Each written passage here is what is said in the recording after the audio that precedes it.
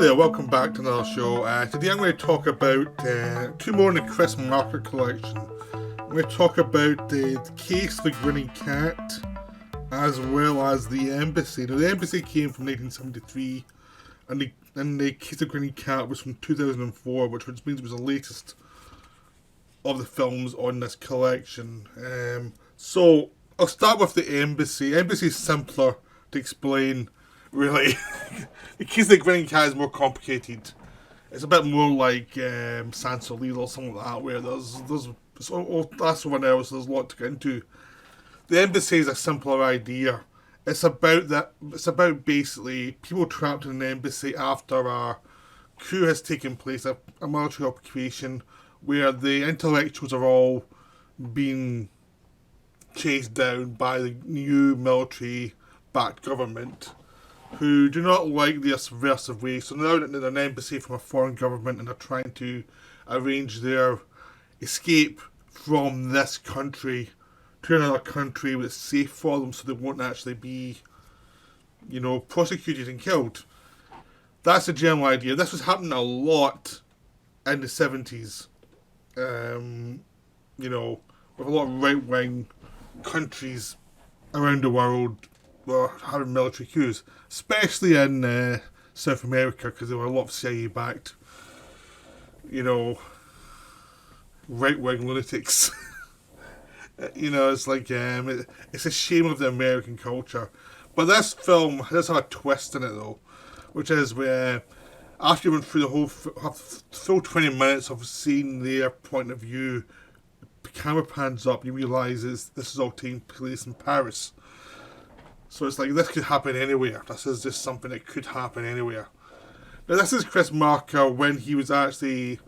His films earlier were probably more idealistic about the way things would be. And by this point, the realism of the way people can be had affected them, the way the world had gone had affected them. So this is a much darker look at the world in the sense of what people are and how people evolve. And it's a case of, you get all these intellectuals who are not working class. I mean, that's the big thing, is a lot of actors and people in the arts have like political beliefs, and but they're not really tied to the working classes. Most of them aren't. Most of them have it's a social thing within their group, like I'm socially active. And it's something that happens a lot in different areas in the world where the kind of artistic class view themselves as the people who are fighting back for the people without a lot of time talking to the people who may not like them very much, but actually don't like them very much. So that's always been a bit of a problem, really, for the kind of the middle class artistry who like to believe they're doing the best for the world.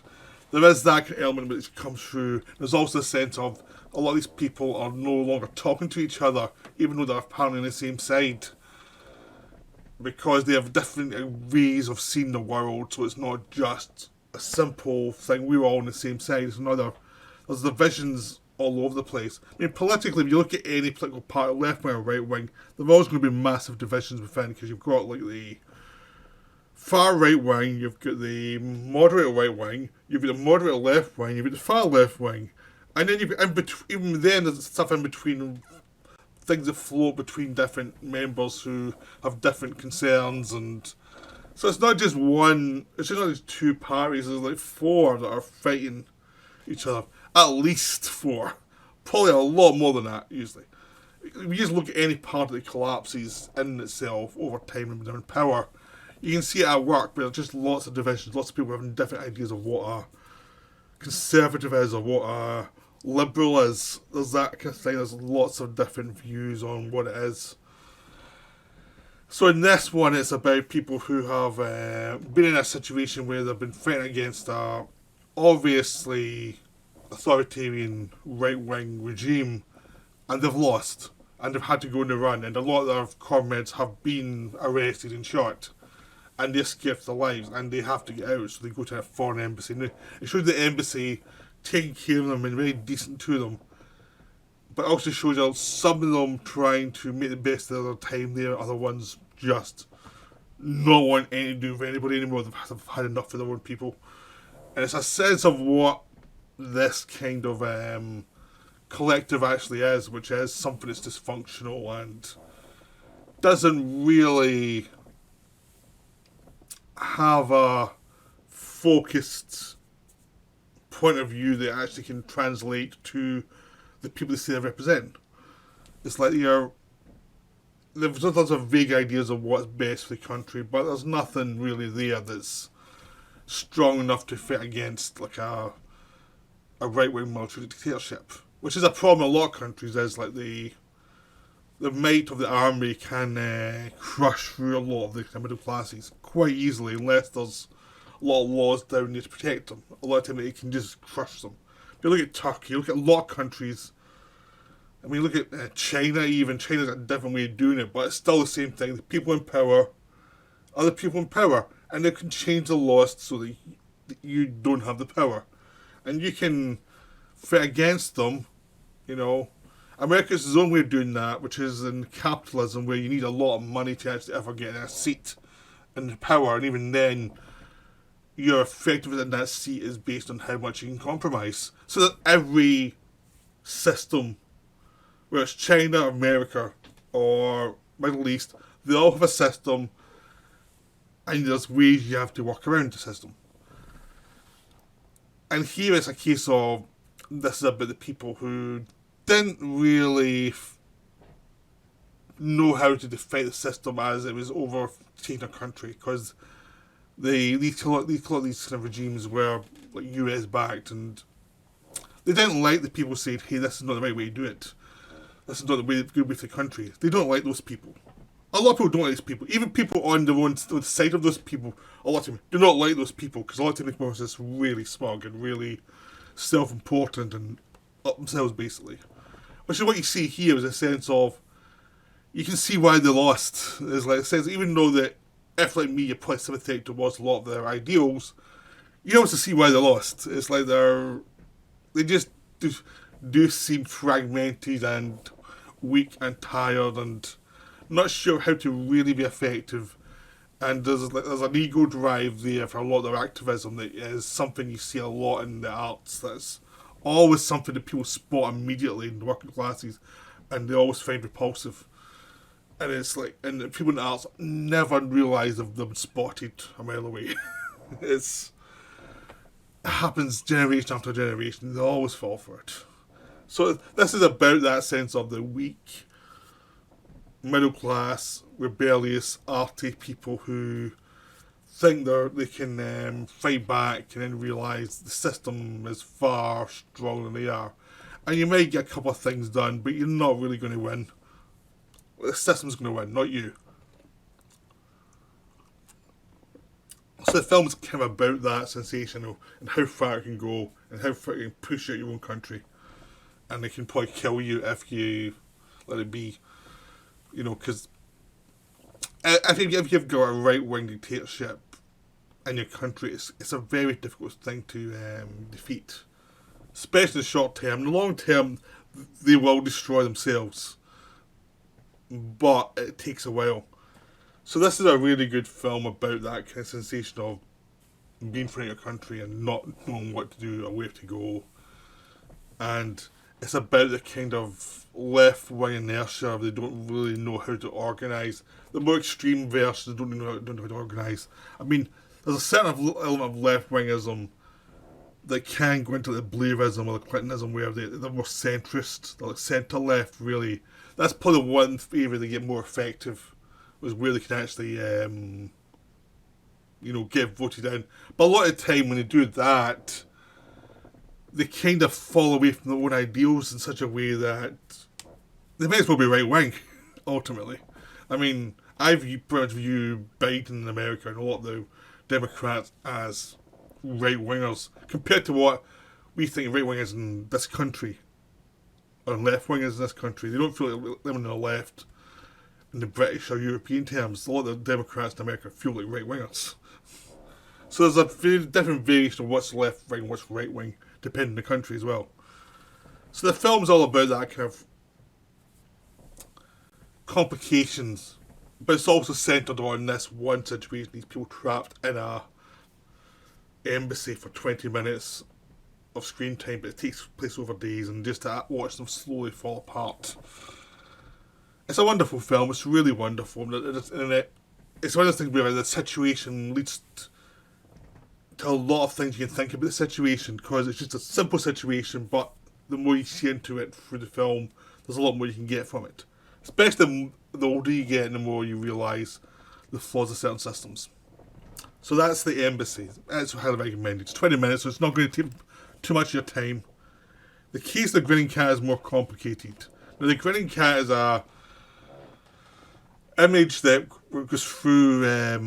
It's a symbol of rebellion against oppression. You know, about cultural oppression. So both these videos are about cultural oppression. How do you deal with cultural oppression? So this was made, in the 2000s rather than the 1970s. So Marcus had years to look at how these things rise and fall and how things evolve over time in a culture. So this is a much more complicated view of it. So it's over an hour. And the Grinning Cat is just this thing that would, in our modern times, would be a meme that would be taken up by people and put on the internet. At that point, it was painted on walls all over the city, and you just see the cat every so often pop up. And Chris Marker has a playful tone with it all, because he's always been a playful filmmaker, even though he's dealing with serious themes, and he likes to deal with what people believe and what people are. But within this context of the Grinning Cat, he's looking at the world post 9/11 and the world of how America's reacted to 9/11, and because he's a Frenchman, so he lives in France, and how France was not a big supporter of the American reaction to 9/11, which was a military invasion, and how it went from support to America to being utter condemnation of American actions. But Marker's too smart a guy to just jump into simplicity.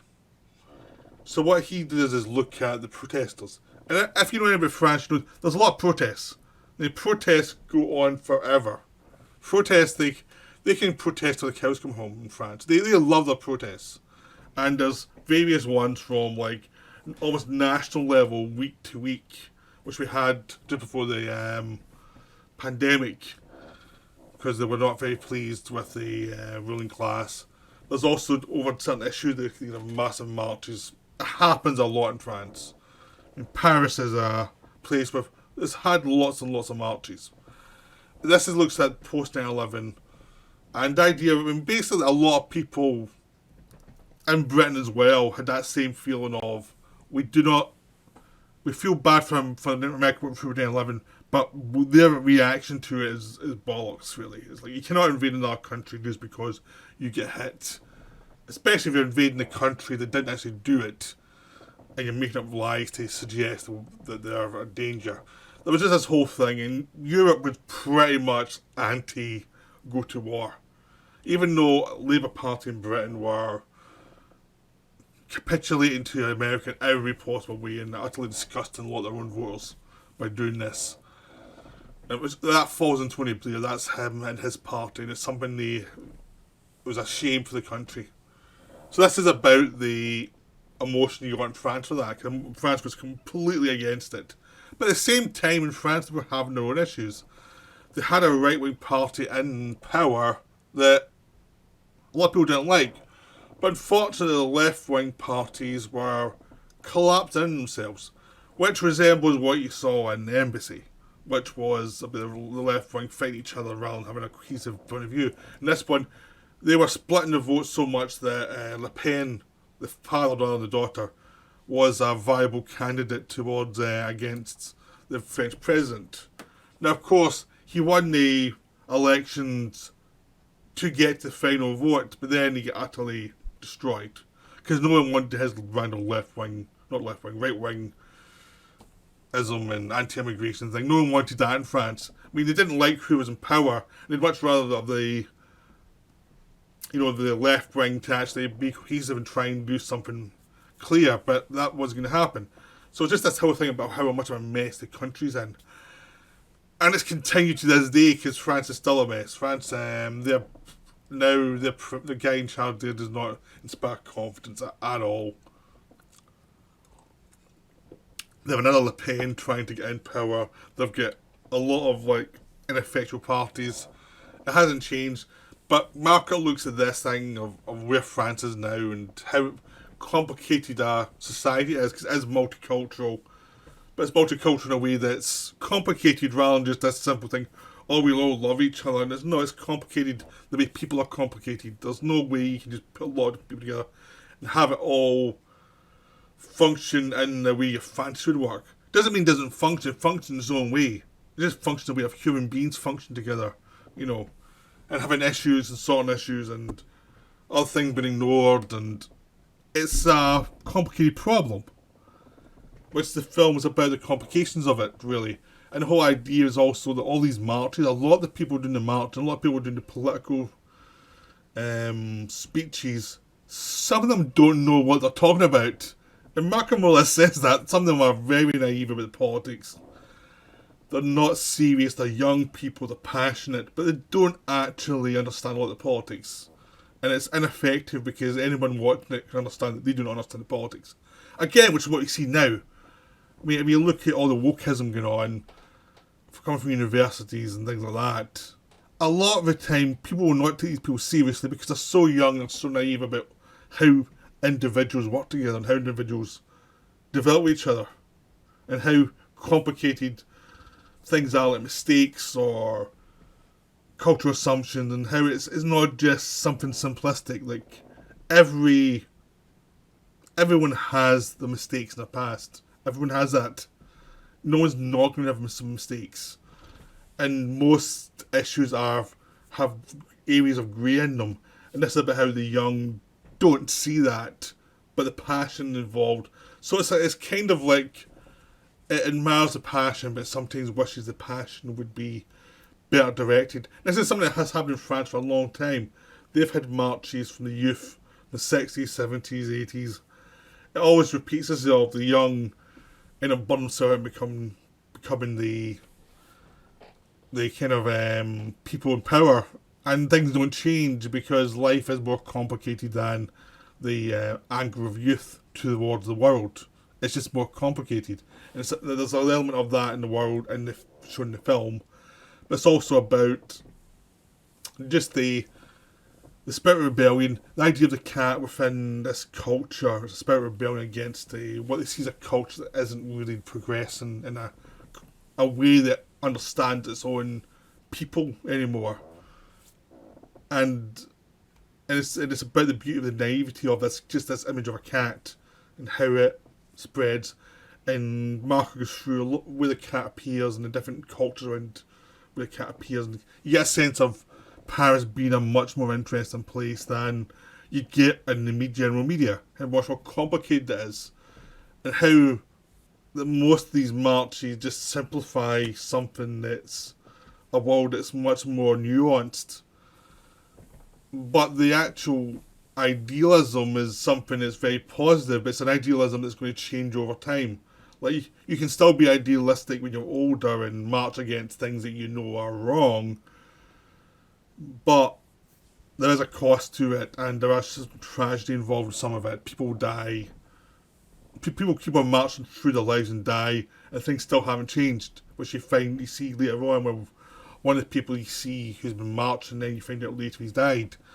And there's another person who's doing political concerts, a singer who ends up murdering his girlfriend in a rage. And it's like this sense of the complications of life amidst the idealism of how let's make the world a better place. And how everyone has their reasons. So it's a bit how complicated life can be, but it's also the beauty of the urge to do better at the same time. So it's a beautiful film. It's really wonderful. It's one of my favourite Marker films. And it's one I really enjoy rewatching because it really brings you back to who we are and how we've not really changed that much. We still have those same drives in us. And Marker's very good at finding those drives of people. What did people believe and what really drives them forward? without being political in a dumb way about it. It's like looking at what's available, letting people speak for themselves ultimately.